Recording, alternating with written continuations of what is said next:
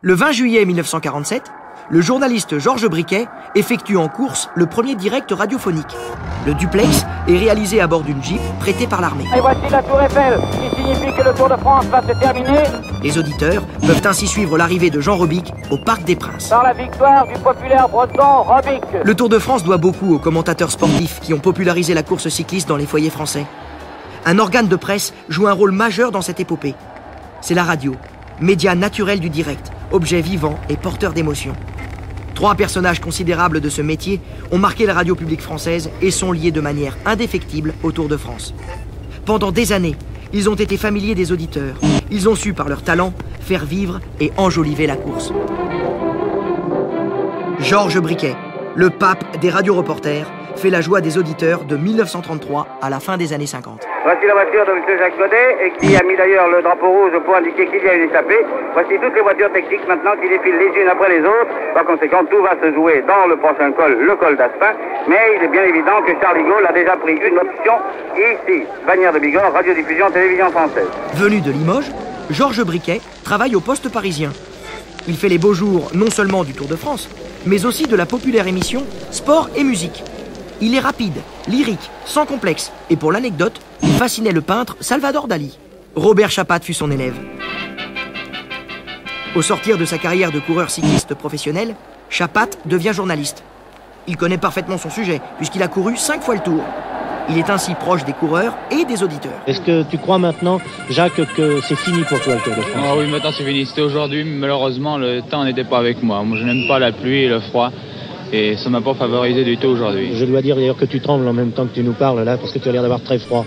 Oui. Bien, merci Jacques Anquetil. Ici Robert Chapat qui vous a parlé d'Aix-les-Bains. À vous Paris, radiodiffusion, télévision française. Robert Chapat use magistralement de ses connaissances et de son sens de la pédagogie.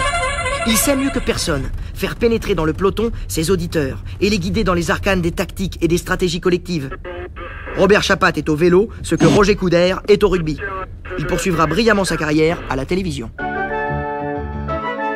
Enfin, Jean-Paul Brouchon, grand journaliste de Radio France.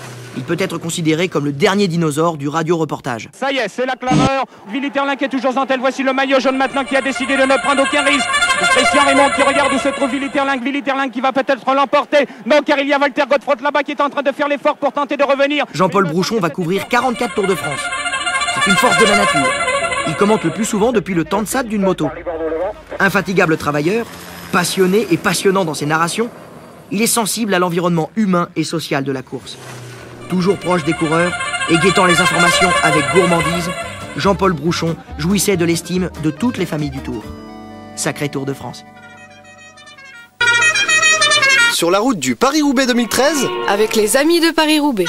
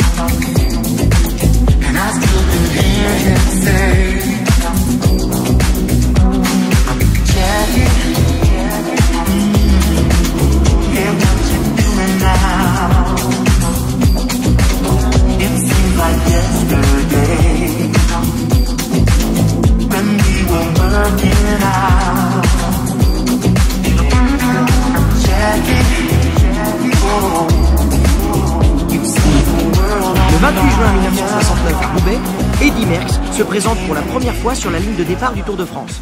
Il a 24 ans et déjà un beau palmarès. Le coureur belge est précédé d'une réputation de prodige. Eddy Merckx a gagné 3 Milan-San Remo, un Tour d'Italie, un Paris-Roubaix, un championnat du monde. En revanche, c'est un néophyte du Tour de France et ses concurrents l'attendent au tournant. Mais le champion belge va tout emporter sur son passage. Sa classe et son appétit de victoire lui valent très vite le surnom de cannibale. Dans ce Tour de France 69, alors qu'il porte déjà le maillot jaune et que la chaleur est accablante, il va s'offrir dans les Pyrénées une échappée épique. Il passe seul l'Aubisque, traverse les villages devant une foule de spectateurs médusés. Au bout de ce long raid solitaire de 140 km, il s'impose à Mourinx avec quasiment 8 minutes d'avance. Plus personne ne s'interroge sur ses limites. Le palmarès d'Eddy Merckx est vertigineux. Ce sportif d'1m83 pour 73 kg, au tempérament combatif et insatiable, va gagner 5 fois le Tour de France en 7 participations. Il va y remporter 34 étapes. C'est le record. À l'instar des journalistes Yves Mourouzi et Émile Toulouse, les observateurs sont dépités. Oui, mais on parle d'un manque de suspense et beaucoup de spectateurs sur la route reprochent ce manque de suspense au Tour de France. Est-ce qu'il y a un suspense possible? Avec Merckx, ça paraît très difficile. On ne peut pas l'éliminer quand même. Hier, à la piste municipale de Vincennes, au moment où il faisait son tour d'honneur, j'ai entendu des spectateurs qui disaient l'an prochain, il faut mettre Merckx hors concours. Et pourtant, 1971, Eddy Merckx est à la peine. Luis Ocaña survole le Tour. Entre Grenoble et Orsières-Merlette, le Belge a perdu 9 minutes sur l'Espagnol. Le Tour semble lui échapper. Dans les Pyrénées, lors d'une étape dantesque, Merckx et Ocaña sont victimes d'une chute. Ocaña abandonne. Mais Eddy Merckx, devenu leader, refuse de porter le maillot jaune sur le podium. Alors, nous sommes arrivés dans la descente, nous étions Ocaña et moi. Et les freins ne prenaient plus, on était pris dans la tournade. Et j'ai continué tout droit, j'ai passé un talus. Et je me suis trouvé contre un rocher, Ocaña, la même chose. Et voilà. Ocaña et moi, nous sommes tombés ensemble, puis par après, je suis encore retombé. En 72, le cannibale est à nouveau défié par Cyril Guimard. Mais le Nantais, victime de son genou, abandonne avant d'arriver à Paris. Eddy Merckx gagne ainsi son 4e Tour de France. Alors qu'Eddy Merckx, les deux bras en haut, les deux bras en l'air, a lâché son guidon, il se fait applaudir par les Belges qui sont venus en très très grand nombre ici.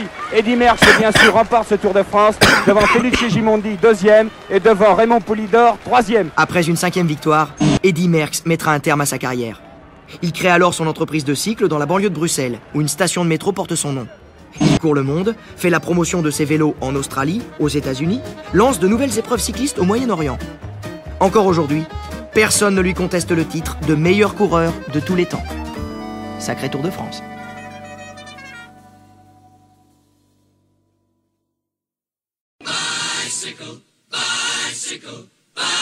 Vous m'avez déjà pris mes chaussures, maintenant mon vélo. Le véhicule suspect va vers le sud à 160 à l'heure. C'est l'histoire d'un tour qui n'en avait ni le nom ni la mentalité. Vous la connaissez, non?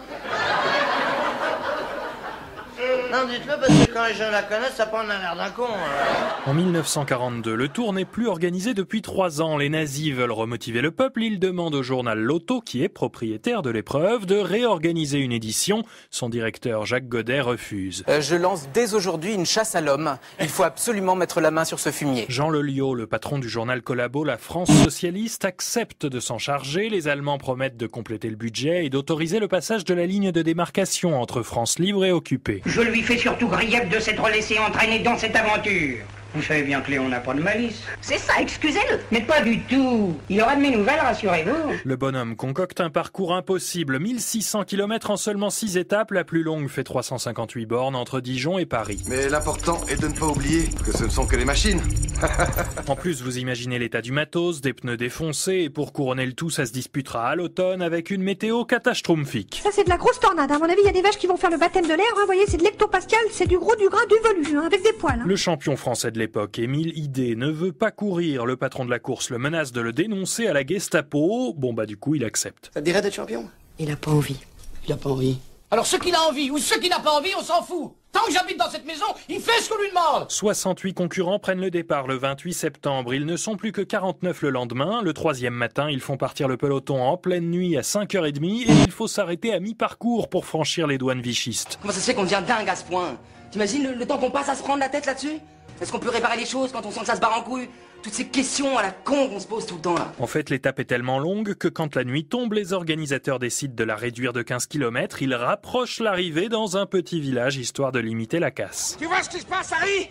Voilà ce qui se passe quand on veut niquer des gens jusqu'au trognon. Dans l'étape de montagne auvergnate du lendemain, on n'essaie même pas le parcours prévu, on vire 60 km d'emblée pour assurer la survie des 29 cyclistes restants. Il y a peut-être encore moyen de le mettre sous morphine ou je ne sais pas, et il y a peut-être encore des organes à prélever. C'est un Belge, François Neuville, qui remporte ce tour, intitulé non pas le Tour, mais le Circuit de France. Il n'est pas maillot jaune, mais maillot zébré, noir et blanc. Noir ou blanc?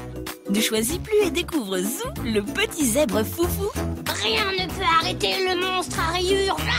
Pierre Laval, le chef du gouvernement de Vichy, fidèle à sa réputation de déconneur, félicite les organisateurs pour la bonne tenue de la course, mais quand même il n'y aura pas de 2e édition. Oups, une situation que l'on souhaiterait éviter. Avec les nouveaux protège slip Lights by Tena, vous oublierez vos petits tracas quotidiens. À la place, entre 1943 et 44, il y aura le Grand Prix du Tour de France. En fait, c'est juste l'addition des temps de chaque cycliste dans les principales courses de la saison, le Paris-Roubaix ou le Grand Prix des Alpes par exemple. Ah là là là. Mais enfin, tout ça s'est passé.